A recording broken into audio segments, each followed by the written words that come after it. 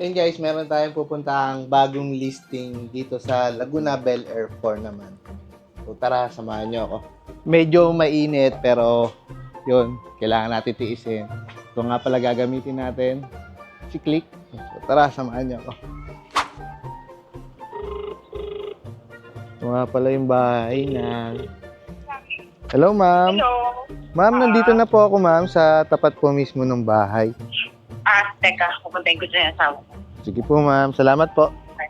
So yun guys, nandito na tayo ngayon sa tapat ng property na bagong listing natin, itong house and lot na to. So hinihintay lang natin yung owner para mapagbuksan tayo at mabidyoan natin yung property nila. Ang ganda ng location nito guys kasi napakalapit niya lang dito sa entrance ng subdivision. Pakita ko sa inyo. Ito yung house and lot na bagong listing natin and yung entrance ay dyan lamang. Makikita nyo yung ating entrance. Yan lang yung entrance natin and ito yung bahay. And located lang to sa main road. So yan, napakalapit niya lang guys sa entrance ng Laguna Bel Air 4. At yun na nga guys, dumating na si owner at hinayaan na tayong mag-video dito sa property nila. As you can see, ito yung magiging living area natin at dito naman tayo maglalagay ng dining table natin.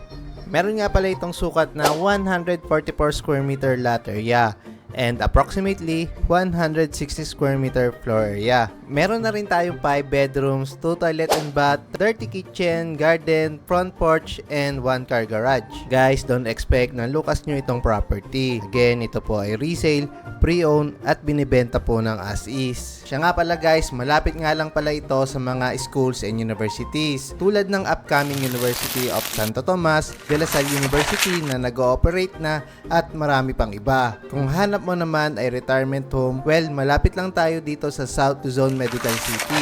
At kung ang business mo ay nasa Maynila or outside Laguna, accessible po tayo sa Calax and SLEX. And we are 25 minutes away from Tagaytay and 10 minutes away from Nuvali. Marami ka pang pwedeng pasyalan dito sa area, lalo na kung every week kayo nagkakaroon ng family bonding. Sa mga nagtatanong kung binabaha ba tayo dito sa Laguna Bel Air, ay hindi po. 70 meters above sea level po dito sa area natin. 7 years na po tayong nakatira dito at marami ng bagyo ang dumaan, hindi pa po natin na-experience na binaha ang Laguna Bel Air.